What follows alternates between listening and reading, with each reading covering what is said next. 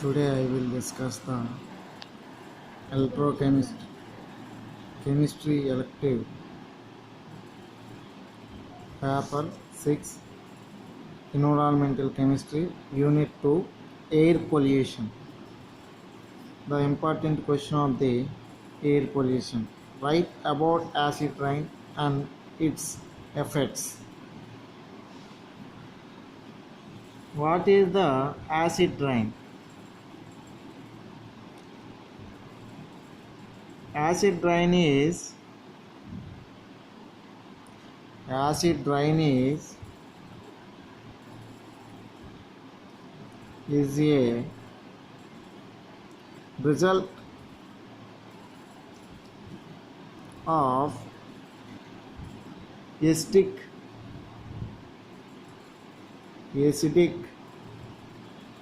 oxides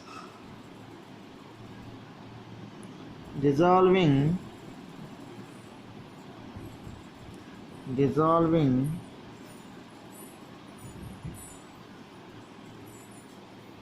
in rainwater.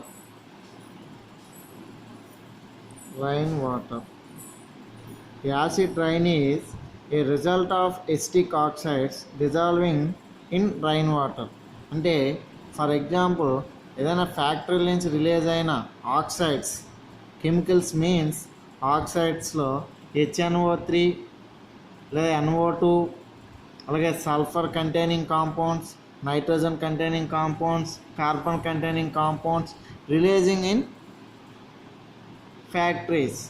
So ఈ factories నుంచి వెలువడిన యాసిడ్స్ ఏవైతే మనం అనుకుంటున్నామో nitrogens or oxygens or sulphur, carbon, వీటితో కంటైనింగ్ అంటే మనకి రైన్ వాటర్లో ఎప్పుడైతే యాడ్ అయ్యాయో, ఎయిర్లో ఎప్పుడైతే ఈ కెమికల్స్ యాడ్ అయ్యాయో వాటితో ఏం ఫామ్ అవుతుందంటే రైన్ వాటర్ అనేది ఫామ్ అవుతుంది.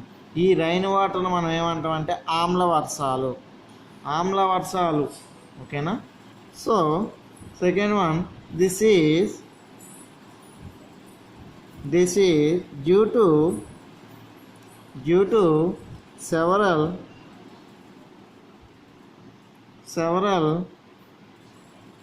industries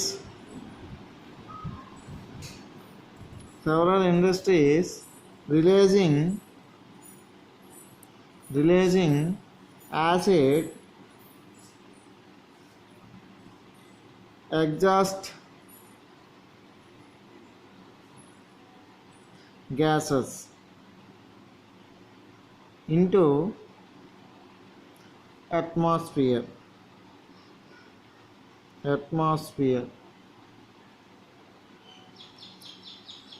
యాసిడ్ రైన్స్ ఫామ్ అవ్వాలంటే సెవరల్ ఇండస్ట్రీస్ అంటే దగ్గరలో ఉన్న ఇండస్ట్రీస్ అనేవి ఏ గ్యాసెస్ రిలీజ్ చేస్తాయంటే యాసిడ్స్, హానికరమైన ఆమ్లాలు మనకు రిలీజ్ అయ్యేటప్పుడు అది అందులోకి ఆ గ్యాసెస్ అనేవి అట్మాస్ఫియర్లో ఎప్పుడైతే అవి యాడ్ అయ్యాయో ఈ అట్మాస్ఫియర్లో ఉన్న రైన్ వాటర్స్తో మనకి ఏం ఫామ్ అవుతాయంటే ఈ కెమికల్స్తో కెమికల్ రియాక్షన్లో పార్టిసిపేట్ చేసి మనకి ఆమ్ల వర్షాలు అనేవి ఏర్పడతాయి లేదా యాసిడ్ రైన్స్ అనేవి ఫామ్ అవుతాయనన్న.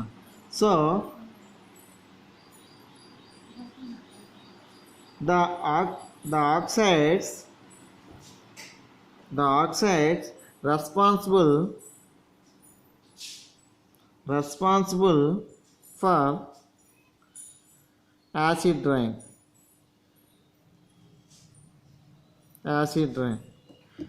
ఆక్సైడ్స్తో ఎప్పుడైతే మన కెమికల్గా బాండ్స్ అనేవి అంటే అట్మాస్ఫియర్లో ఉన్న ఆక్సిజన్తో ఎప్పుడైతే ఈ కెమికల్స్ అనేవి రియాక్షన్లో పార్టిసిపేట్ చేసాయో సో అప్పుడు ఏమవుతుందంటే ఆక్సైడ్స్ ఎప్పుడైతే మనకి కెమికల్గా రియాక్షన్ అయిందో అప్పుడు మనకి యాసిడ్ రైన్స్ అనేవి ఫామ్ అవుతాయి నన్ను.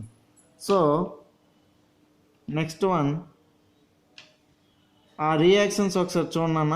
Carbon, nitrogen, sulphur. So carbon, nitrogen, sulphur form అయ్యేటప్పుడు మనకి ఎటువంటి యాసిడ్స్ అనేవి ఫామ్ అవుతాయి చూడండి. Carbon reaction with O2 oxygen, carbon dioxide. ఓకేనా? సో ఇప్పుడు మనకి నైట్రోజన్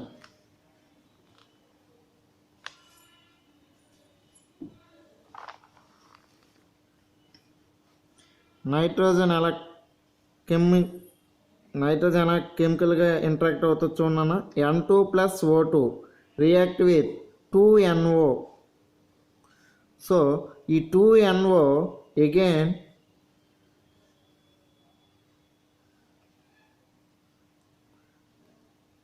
మనం ఎప్పుడైతే రైన్ వాటర్ అన్నామో, సో ఈ రైన్ వాటర్ ఫామ్లో ఏంటన్నా H2O. ఈ H2Oతో రియాక్ట్ అయ్యి మనకి ఏం ఫామ్ అవుతుందంటే HNO3 plus HNO2. This is the acid rain.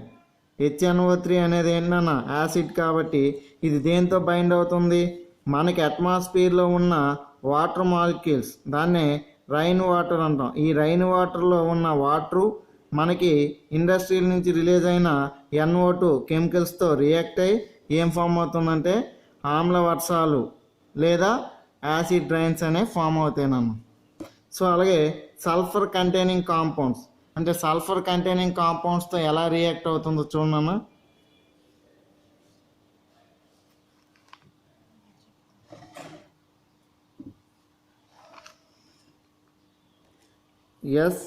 S+O2 gives to SO2. So ఈ SO2 మళ్ళీ react with again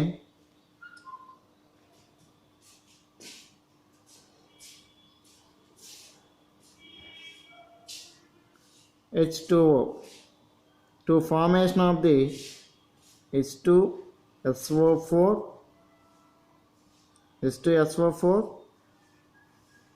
plus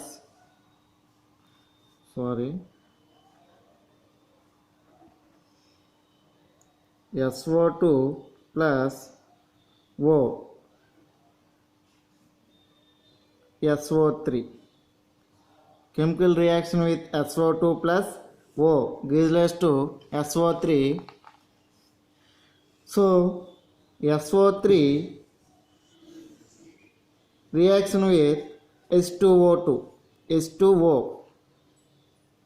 to formation of the acid rain H2SO4. This is the acid rain, ఆమ్ల వర్షాలు. ఇక్కడ acid form అయింది, ఇక్కడ acid form అయింది. ఈ acid అనేది ఎలా ఫామ్ అయిందనన్నా, మనం తీసుకున్న ఏవైతే కెమికల్స్ అనేవి రిలీజ్ అయ్యాయో ఆ కెమికల్స్లో మనకి సల్ఫర్ కానీ లేదా నైట్రోజన్ కానీ కంటైనింగ్ కాంపౌండ్స్, ఆ ఉన్న కాంపౌండ్స్ తీసుకున్నప్పుడు అవి అట్మాస్ఫియర్లో ఉన్న ఆక్సిజన్తో రియాక్ట్ అయ్యి మనకి ఫస్ట్ SO2 గాను NO గాను కన్వర్ట్ అవుతాయి. ఈ SO2 NO2 నెక్స్ట్ ఏమవుతుందంటే మనకి అట్మాస్ఫియర్లో ఉన్న వాటర్, అదే రైన్ వాటర్ అంటాం. ఈ రైన్ వాటర్తో ఇది ఏం యాడ్ అవుతుందన్నా, ఇది కెమికల్గా రియాక్ట్ అయ్యి NO2 H2O gives to HNO3, అంటే యాసిడ్ అనేది ఫామ్ అవుతుంది. అలాగే SO3 ప్లస్ H2O, ఇక్కడ కూడా యాసిడ్ అనేది ఫామ్ అవుతుంది అన్న. సో ఇలా యాసిడ్ ఫామ్ అయిన తర్వాత మనకి ఏమవుతుందంటే దీన్నే యాసిడ్ రైన్స్ అనేవి మనం చెప్పుకోవచ్చు. ఇలా యాసిడ్ రైన్స్ అనేవి ఫామ్ అవుతాయన్న, నైట్రోజన్తో కానీ లేదా సల్ఫర్తో కానీ ఏవైనా కాంపౌండ్స్తో మనకి ఆక్సిజన్తో రియాక్ట్ అయ్యి అట్మాస్ఫియర్లో ఉన్న వాటర్తో రియాక్ట్ అయ్యేటప్పుడు మనకి యాసిడ్ రైన్స్ అనేవి ఫామ్ అవుతాయి. pH ఆఫ్ యాసిడ్ రైన్స్, అంటే యాసిడ్ రైన్స్ pH వాల్యూ ఎంత ఉంటుందంటే లెస్ దాన్ 2. ఎఫెక్ట్ చూడండి ఒకసారి. Effect, acid rain change in the nature of soil and such so becomes unsuitable for cropping. అంటే మనకి జనరల్గా చూస్తే యాసిడ్ రైన్ ఉండేటప్పుడు మీరు అబ్జర్వ్ చేస్తే ఫస్ట్ పాయింట్ అబ్జర్వ్ చేయండి.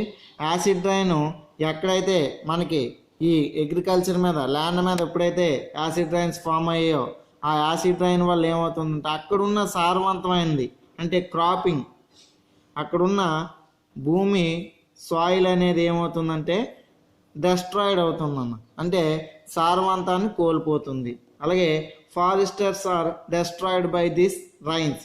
ఈ రైన్స్ అనేవి, యాసిడ్ రైన్స్ అనేవి మనకి అడవుల్లో కానీ పడినట్లయితే, రెండోది ఏంటన్నా, ఫస్ట్ది క్రాపింగ్ ఆఫ్